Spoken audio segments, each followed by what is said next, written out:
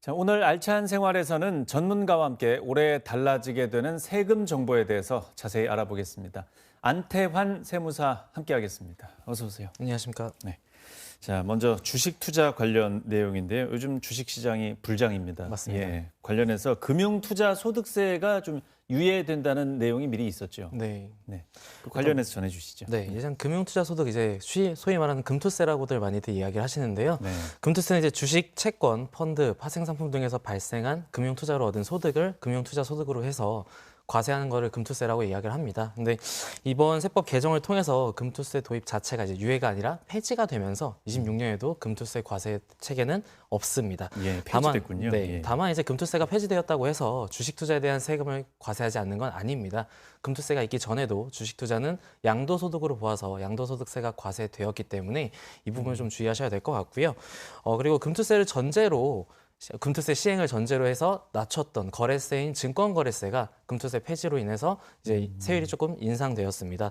현재 이제 코스피와 코스닥 시장에서 거래되는 경우에는 양도가액의 0.15%를 증권거래세로 과세를 했었는데 네. 이 부분을 0.2%로 0.05% 상승시켰다고 보시면 될 것 같고요.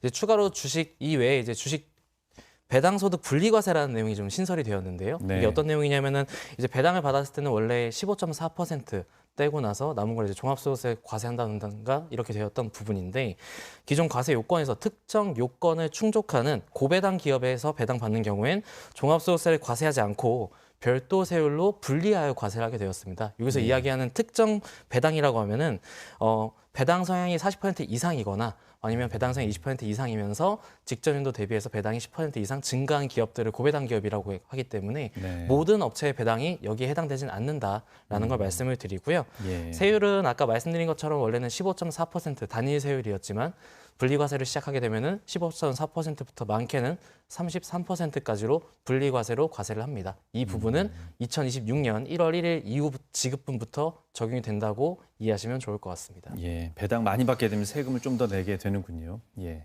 그리고 또 올해부터 법인세율이 사실 원래대로 돌아오는 거죠? 인상된다고 보면 될까요? 네, 이제 이전 개정을 통해서 원래 법인세율이 10%부터 25% 구간이었는데 이전 개정에 1% 인하시켜서 9%부터 24%까지로 지금 현재 시행이 되고 있는데요.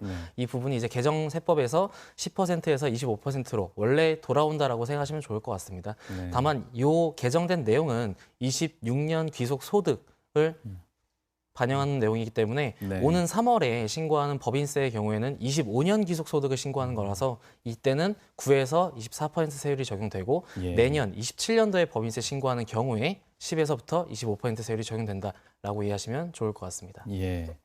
중소기업이나 이제 창업을 시작하는 기업들에 대한 세제 혜택은 어떻게 됩니까? 네, 이제 뭐 기존에 있던 내용들에 좀 추가 확대되는 부분도 있고 새로 신설되는 내용도 있는데요. 뭐 먼저 말씀드리면은 이 내용도 26년도에 개정됐기 때문에 내년에 적용받을 수 있다라는 거를 먼저 말씀을 드릴게요. 예. 첫 번째로 이제 창업 중소기업 세액 감면이 있는데요. 뭐 기존에도 감면이 있었지만 청년 창업 중소기업 같은 경우는 이 내용에 해당되지 않지만 청년이 아니라 할지라도 창업 중소기업에 대해서는 세액 감면을 적용받을 수 있었습니다. 예. 다만 이제 연간 총수익 금액에 대한 한도가 정해져 있었는데 한도가 원래는 연간 8천만 원이었는데 이번에 1억 400만 원으로 상향되었습니다.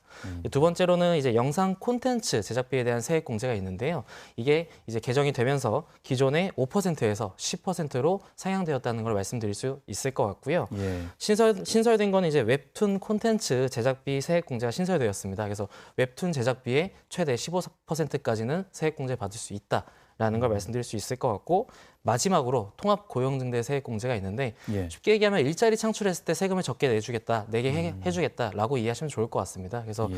기존에는 이제 청년 1인당 1,550만 원, 청년 외 근로자는 950만 원이었는데 이를 좀 대폭 확대해서 3년간 청년은 4,900만 원, 청년 외 근로자는 3,200만 원까지 세액 공제 받을 수 있도록 개정된 내용이 있습니다. 이건 금액이 많이 늘어났군요. 많이 올라갔습니다. 네. 예. 또 인구 감소 지역의 주택을 구입할 경우에 세제 혜택이 또 늘어나지 않았습니까? 네, 맞습니다. 이제 아무래도 지금 요즘 뭐 저출산부터 얘기를 많이 하시다 보니까 인구 감소 지역이 좀 많이 증가하는 추세이기도 해서 이제 네. 세제적 혜택을 주겠다라는 내용으로 이 내용이 들어갔는데요. 이제 세제 혜택 같은 경우에는 국세와 지방세 두 가지로 나눠서 볼 수 있을 것 같습니다. 이제 국세는 세무서에 내는 세금인데 네. 국세 같은 경우는 1주택이 있는 상황에서 인구 감소 지역에 일정 금액 이하의 주택을 신규로 취득하는 경우에는 추가 1주택을 취득해서 2주택으로 보지 않고 기존 1주택으로 보아서 양도소득세와 종합부동산세 과세할 때 1주택으로 보아 세제 혜택을 주겠다라는 내용을 이야기하는 거고요. 예. 여기서 이야기하는 일정 금액은 수도권 외의 지역은 9억 원, 수도권 내에서도 인구 감소 지역으로 지정된 지역은 4억 원 이렇게 이해하시면 좋을 것 같습니다. 예. 그리고 이제 지방세 같은 경우에는 취득세를 최대 150만 원까지 감면을 해주고 그리고 재산세 부담도 조금 완화시켰다 이 정도로 말씀드릴 수 있을 것 같습니다. 예. 그리고 신혼부부나 청년층이 서민 그 관련해서 주거비 완화를 위한 세제 혜택도 좀 많이 바뀌지 않았습니까? 네, 확인 내용도 있고 연장된 내용도 있는데요. 이제 네. 첫 번째로는 이제 기존에도 있었던 내용이지만 신혼부부가 생애 최초로 주택을 취득하는 경우에 취득세 감면 내용이 좀 연장되었습니다. 그래서 무주택자가 실거주 목적으로 유상 취득하고 그 취득한 금액이 12억 원 이하라고 한다면은 최대 300만 원, 최소 200만 원까지는 세액 감면을 받을 수 있고요. 취득세 감면을 받을 수 있고. 네. 두 번째 이제 월세 세액공제인데 월세 세액공제가 기존에는 한 세대 안에서는 한 번만 받을 수 있었지만 네. 이제 일정 요건을 충족한 세대주와 주소를 달리하는 배우자가 납부한 월세액도 월세 세액공제를 받을 수 있도록 바꾸었습니다. 그래서 이 월세액은 한도가 1천만 원이다라는 거를 알고 계시면 좋을 것 같습니다. 예.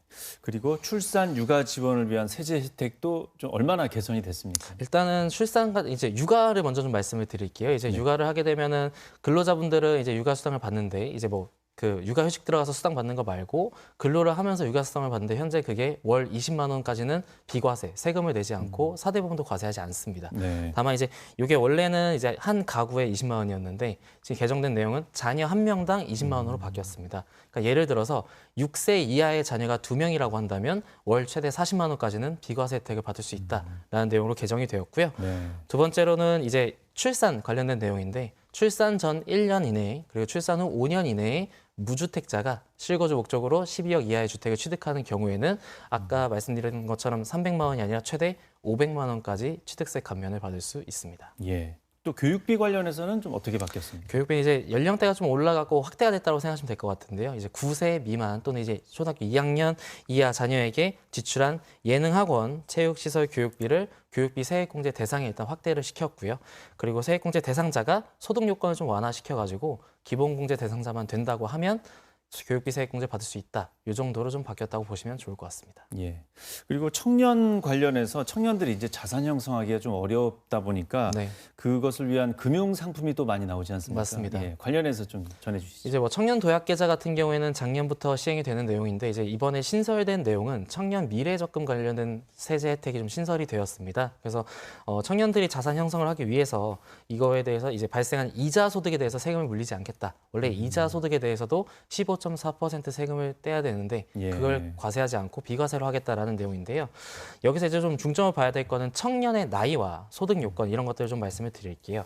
청년은 19세부터 34세까지를 청년으로 합니다. 뭐 강원도는 45세까지가 청년 아니냐라고들 얘기하시지만 중앙정부에서는 아직은 34세까지 청년을 이야기하고 있기 때문에 네. 19세부터 34세를 이야기하는 거고 소득 요건은 이제 근로소득은 연간 7,500만 원 이하이고 종합소득 금액이 6,300만 원 이하야지만 적용이 가능합니다. 예. 인당 한 개의 계좌만 보유할 수 있고 연간 납입 한도는 600만 원으로 하셔야 되고 무조건 최소 3년 이상은 유지를 하셔야지만 가능합니다. 예. 거의 뭐 당연히 가입한다 이렇게 좀 보면 되겠습니다. 맞습니다. 네. 오늘 말씀 잘 들었습니다. 고맙습니다. 감사합니다.